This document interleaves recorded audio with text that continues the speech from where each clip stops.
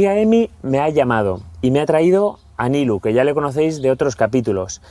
Nilu es su chinchilla mascota, no para, me la ha traído con el arnés que está empezando, son los primeros días que lo tiene y que le ha puesto el arnesito y lo empieza a sacar a la calle. ¿Y qué ocurre? Pues que se va de vacaciones y me lo deja para que haga compañía aquí a mi conejo Roger. Roger ya vive en casa conmigo desde hace tiempo y los hemos comprado un chaletazo gigante para que estén los dos juntos.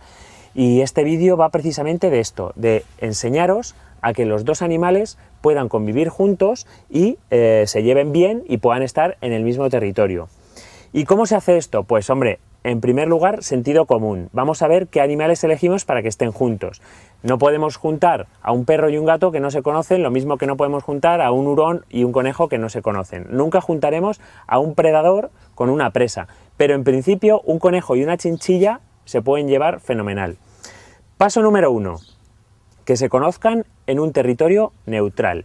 Es decir, los sacaremos a los dos de su jaula, los llevaremos a un espacio abierto, idealmente como el que tenemos aquí, y veremos a ver qué reacción tienen. Pues si os fijáis, ahí ya se están conociendo Roger y el Nilu, y están ahí, pues se van a oler, se van a un poco a reconocer, se chuparán y estaremos bien pendientes a ver qué hacen, si alguno muestra agresividad con el otro. Este primer paso puede durar más o menos durante una tarde, también depende de los animales. Aquí pues tenemos la suerte de que los dos son muy sociables, los dos han estado en anteriores ocasiones con otros animales y parece que han hecho súper buenas migas. Después lo que nos va a costar es separarles. Por tanto, ya los tenemos ahí, se han hecho amigos, pasamos a lo que es el siguiente paso más complicado, que es meterlos en la jaula. Para eso la jaula lo más grande posible. Nos hemos comprado un chaletazo para ellos. Y ahora os explicaré por qué es muy buena para un conejo con una chinchilla este tipo de jaula. Los cogemos y me los traigo para la super jaula que les hemos comprado para que estén juntos.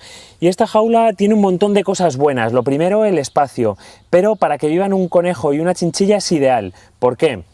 Porque el conejo va a hacer vida en el suelo y la chinchilla puede hacer vida en las plataformas. A las chinchillas les encanta escalar. Pues en primer lugar voy a poner al Roger. Vale. Él ya ha estado también en esta jaula un día, ya más o menos la conoce. Y en segundo lugar le voy a quitar el arnés a Nilu. Vale. Le quitamos la correilla y le ponemos en la jaula. Pues una vez que vemos que se llevan bien, el segundo problema que se nos plantea es el de la comida. ¿Cómo hacemos para que coman comidas diferentes? Porque el Nilu come comida de chinchilla y el Roger come comida de conejo. Bueno, no hay tampoco mayor problema. Entre estas dos especies, el 90% de las cosas que comen básicamente es lo mismo. No obstante, hay truquitos para hacer que coman diferente. Yo voy a hacer el siguiente. Como sabemos que el conejo no puede saltar a lugares altos, al conejo le he preparado su bol de comida en el suelo. Y entonces cojo la comida de la chinchilla y se la subo aquí al segundo piso donde el conejo no va a poder acceder. De esta manera la chinchilla solamente comerá su comida y el conejo nunca va a poder subir a por ella. Ahora bien, probablemente la chinchilla también coma algo del conejo, pero ya os digo que como fundamentalmente ambos animales de lo que se alimentan es de heno, el heno se comparte, el heno es más o menos el mismo y ya os digo que el 90% de lo que comen también. Y no hay nada perjudicial que tenga la comida del conejo que le pueda afectar a la chinchilla ni viceversa. Entonces por ese aspecto la verdad que me preocupa poco.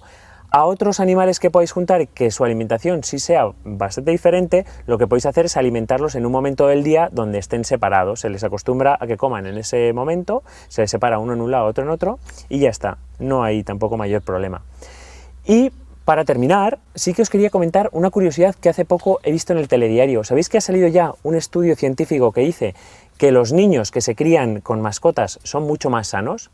Es decir, tienen muchas menos alergias y enferman de muchos menos problemas cuando son adultos.